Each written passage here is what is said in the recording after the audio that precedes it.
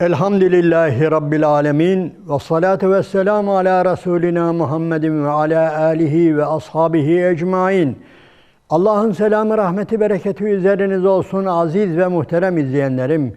Kur'an İklimi programındayız ve Bakara suresi üzerinde konuşuyoruz. Muhterem izleyenlerim, Hz. İbrahim Aleyhisselam'dan bahsedeceğiz. Bakara suresindeki bahsettiği gibi. Malumunuz Kur'an-ı Kerim'in birçok yerinde, mesela İbrahim suresinde, Hud suresinde, birçok surede Hz. İbrahim Aleyhisselam'dan bahsedilir. Ama biz burada Bakara suresinde diğer yerlerde bahsedilmeyen bazı yönleri var ki onları dile getirmeye çalışacağız. Zaten şu ana kadar yaptığımız sohbetlerin içerisinde elbette Hz. İbrahim konusuna temas edilmiştir. Ama burada söylediğim gibi Bismillahirrahmanirrahim ve izibtela İbrahime rabbuhu bi kelimatin feetemmehunne ayeti kerimesiyle başlayacağız. Bu ayeti kerime etrafında her şeyi en ince noktaya kadar değil de dikkatimizi çeken bazı konuları dile getirmeye gayret edeceğiz. Hani diyor, senin Rabbin İbrahim'i bir takım kelimelerle imtihan etmişti. Bir takım olaylarla imtihan etmişti. فَاَتَمَّهُنْ O da tamam kazanmıştı buyuruyor. Muhterem izleyenlerim, Allah-u Teala Hz. İbrahim Aleyhisselam hakkındaki kullandığı bir takım tabirler vardır ki başka peygamberler için kullanmıyor. Bu da dikkatimizden kaçmaması icap eder. Yani elbette çok ayrıcalık değil de sıradan bir olay da değildir bu. Yani eğer Hz. İbrahim hakkında mesela bu kelime ve izibtela İbrahim rabbuhu bi kelimatin feetemmehunne. Evet, senin Rabbin İbrahim'i bir takım kelimelerle, bir takım olaylarla imtihana çekmişti ve o da eksiksiz tamına tamam kazanmıştı buyuruyor. Nedir bunlar? Bunlar hayatın en önemli değerleriyle imtihan edilmişti. Canıyla imtihan edilmişti, evladıyla imtihan edilmişti, eşleriyle imtihan edilmişti. Gerçekten bunların hepsiyle denendi ve eksiksiz diyor tamına kazandı ve ondan dolayı da dedi ki "Kâle inni câilüke linnâsi imâme." Ben dedi seni insanlığa imam yapıyorum. Bu kelime de önemlidir ha. Zaten kendisi peygamber. Zaten ulul azım bir peygamber. En büyük peygamberlerden ve bir de üstelik "Kâle inni câilüke linnâsi imâme." Ben seni insanlığa imam yapıyorum diyor.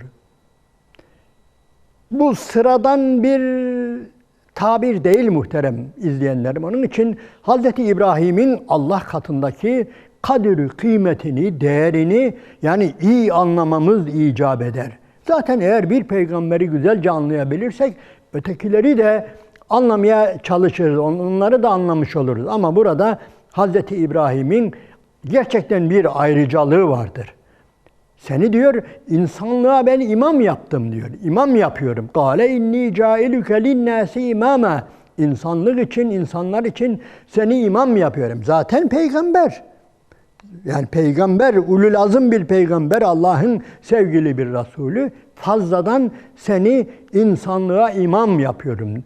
Yapmış değil mi muhterem izleyenlerim? Hz. İbrahim bir peygamber olmaktan da öte insanlığın imamıdır ha. İnsanlığın önderidir. İnsanlığın lideridir. Öyle ilginçtir ki kendisinin çok büyük bir kitabı olmamasına rağmen Tevrat gibi, İncil gibi, Kur'an-ı Kerim gibi, Zebur gibi bir kitabı olmamasına rağmen nedir? Allah-u Teala ona böyle bir paye veriyor. Veyahut da böyle çok büyük bir kalabalık bir o anda ümmeti olmamasına rağmen düşünebiliyor musunuz?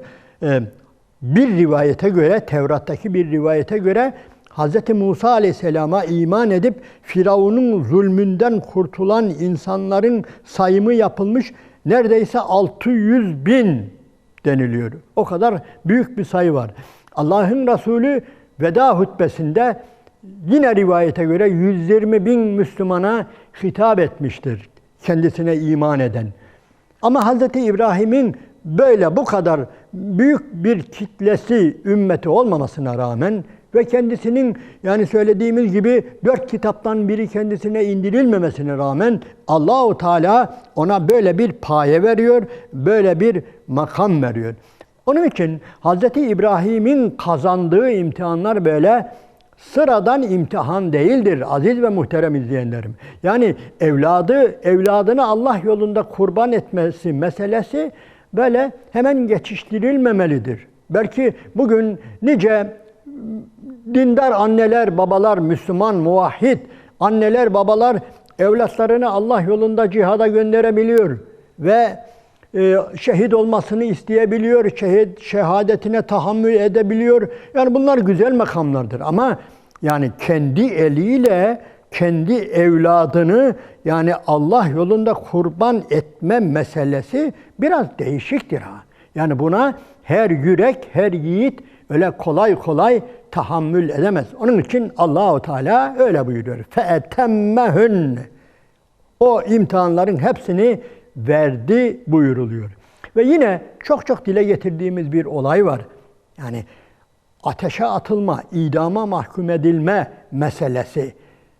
Belki bu sadece Hz. İbrahim Aleyhisselam'ın değil, tarihte nice peygamberlerin veya nice kahramanların da başına gelmiştir. Düşmanları tarafından idama mahkum edilen, ölüme mahkum edilen birçok insan vardır. Ama muhterem izleyenlerim, şuna iyi dikkat ediniz. Yani bunu ben dile getiriyorum sık sık. Bazılarımızın kafasında şöyle bir tereddüt değil de şöyle bir şey var sanki. Yani ya Allah-u Teala İbrahim Aleyhisselam'a dedi ki sen yatır oğlunu, boynuna bıçağı çal ama korkma. Yani ben onun bıçağı kestirmeyeceğim. Onun yerine bir koç vereceğim. Sanki böyle fısıldadı zannediyorlar.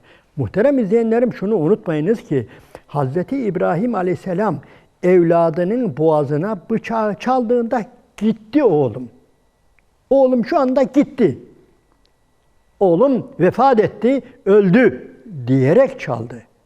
Ve yine ateşe atılırken de yani yine aynen Cebrail Aleyhisselam gelip veya Allah-u Teala ona fısıldayıp da ya korkma sen Firavun'a res çek, Firavun'a meydan oku, Nemrud'a meydan oku ve ondan sonra o seni ateşe atacak ama korkma ben yakmayacağım falan demiyor.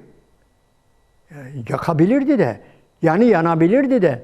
Soruyorum size, Hz. İbrahim Aleyhisselam eğer ateşte yansaydı, haşa Allah-u Teala'nın uluhiyetine, rububiyetine, ilahlığına bir zarar gelir miydi? Nice peygamberlerin şehadetine de Allah-u Teala ne yaptı? Müsaade etti, öyle takdir etti. Ve o da Allah-u Teala'nın azametinden, büyüklüğünden hiçbir şey eksiltmedi. Onun için Hz. İbrahim olayını böyle basit görmeyelim. Ve siz evladınızı, bir başka evladınızı, eşinizi susuz bir çöle bırakacaksınız. Yani düşünün hele, hiçbir şey yok orada. Yani hiçbir şey yok. Yani orada ne bir kuş var, ne bir kurt var, ne bir ot var, ne bir böcek var, ne bir insan var ve oraya Allah'ın emri gereğince ne yapacaksınız? Çocuğunuzu, eşinizi bırakıp yani arkanıza da bakmayacaksınız. Arkanıza bakmadan gideceksiniz. Bu nedir? Bu imtihanı kazanmaktır. İşte imtihan budur ve bu imtihanı Hz. İbrahim Aleyhisselam kazanmıştır ve Allah onu gerçekten yüceltmiştir. İz qâle lehu rabbuhu eslim, qâle eslemtü li rabbil âlemin.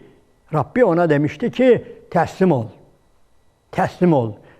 Ve o da teslim olmuştu. Alemlerin Rabbi olan Allah'a teslim olmuştu. İşte teslimiyet budur. Sormadan, soruşturmadan. Ve Hacer de teslim olmuştu. İsmail de teslim olmuştu. Onlar ayrı mevzular. Allah onların da tabii nedir? makamlarını, mevkilerini yüceltmiştir. Muhterem izleyenlerim, bu işlerin detayına fazla girmiyoruz. Dedik ya, Kur'an-ı Kerim'in başka yerlerinde bu olaylar enine boyuna anlatılmıştır. Hz. İbrahim'e gelen misafirler, melekler, oradan Lut Aleyhisselam'ın kavmine gidişi falan yeri geldikçe anlatılmıştır ve anlatılacak. Ama Bakara suresinde onlara temas edilmiyor. İşin bu yönüne temas ediliyor ve biz de bu konuda bazı tespitlerimizi dile getirmeye gayret ediyoruz. Yine dikkatimizi çeken olaylardan birisi şudur.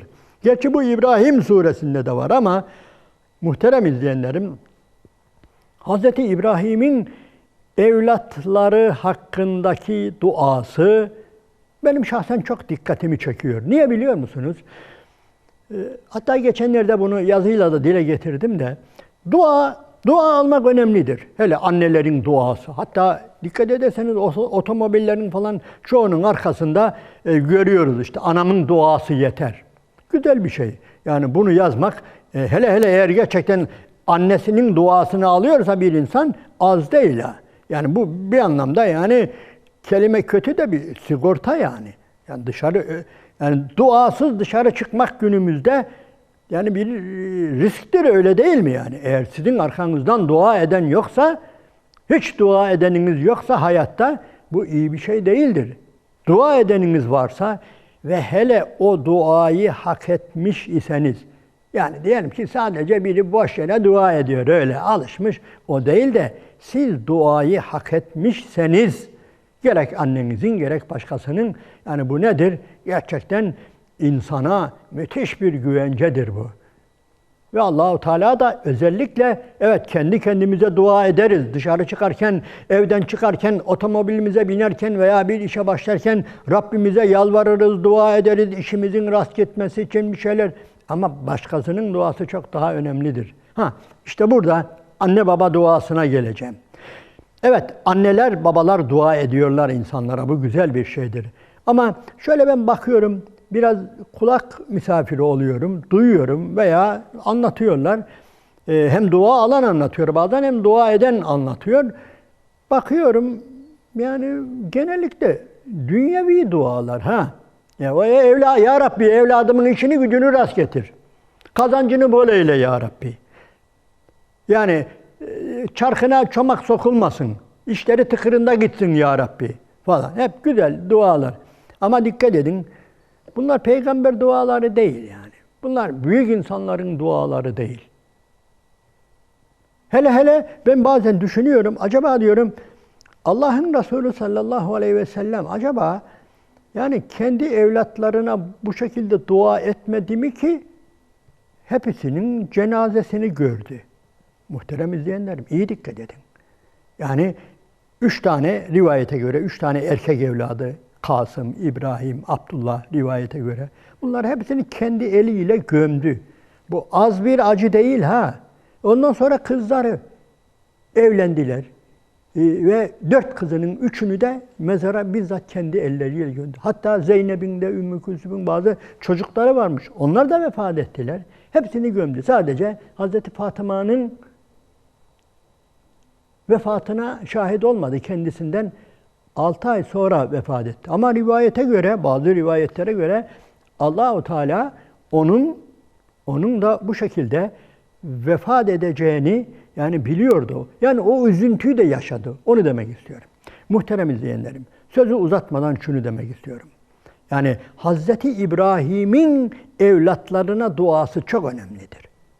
Bu zannedildiği gibi, bazılarının söylediği gibi sadece terbiye duası değildir. Yani günümüzde bakıyorum işte ya Rabbi evlatlarımızı ahlaklı, edepli, terbiyeli, Resulü'nün ahlakıyla, edebiyle edeplenenlerden. Tabii güzel, doğru dua. Ama iman daha önemlidir. İman garanti mi? Onun için Hz. İbrahim Allah-u Teala'ya yalvarırken Bismillahirrahmanirrahim ve izgâle İbrahim Rabbic'al hâzel belede âminen ve cünübini ve beniyye en na'budel asnam. Aman ya Rabbi. Hani İbrahim Rabbine dua etmişti. Ya Rabbi bu beldeyi emin belde eyle. Beni ve yavrularımı putlara kul olmaktan aman ya Rabbi sen muhafaza eyle. Benim yavrularım yani putlara kul eyleme ya Rabbi. Dert budur ha. Bir babanın bundan daha büyük bir sancısı, kaygısı, tedirginliği olmaması lazım. Bir annenin, bir babanın evlatları hakkındaki, bırakın ticaretini, kazancını, borcunu, harcını falan. Bunlar gelir geçer. Onlar hayatın cilveleridir. Önemli olan nedir? Aman ya Rabbi, benim yavrularım putların kulu olmasın, tağutun kulu olmasın, senden başkalarının önünde eğilmesin, senden başkalarına el açmasın, senden başkasını Rab bilmesin. Kaygı budur, sancı budur. Ve bu hem de sadece küçükken değil ha. Yani dikkat edin, işte bu surede, Bakara suresinde Bismillahirrahmanirrahim, em kuntum şühedâe iz hadara Yâgûbel mevtü. Yani siz diyor orada şahit miydiniz diyor. Yani ondan önceki ayette de yine Hazreti İbrahim'i, Hazreti Yakub'u anlatıyor ve ölüm anında diyor iz hadara Yâgûbel mevtü. Yani ölüm gelmiş Hazreti Yakub'a, evlatlarını etrafına toplamış, koskoca olmuşlar ya, hepsinin belki o zaman torunları da var yani, düşünebiliyor musunuz? Yani kendileri koskoca olmuş ama hepsine birden bir soru soruyor. Ey benim yavrularım, benimle beraberken, bir ömrü yaşarken, evet benim Rabbime ibadet ettiniz siz, benim Rabbime siz de iman ettiniz, ona kul oldunuz. Söyleyin, ben gidiyorum bu dünyadan.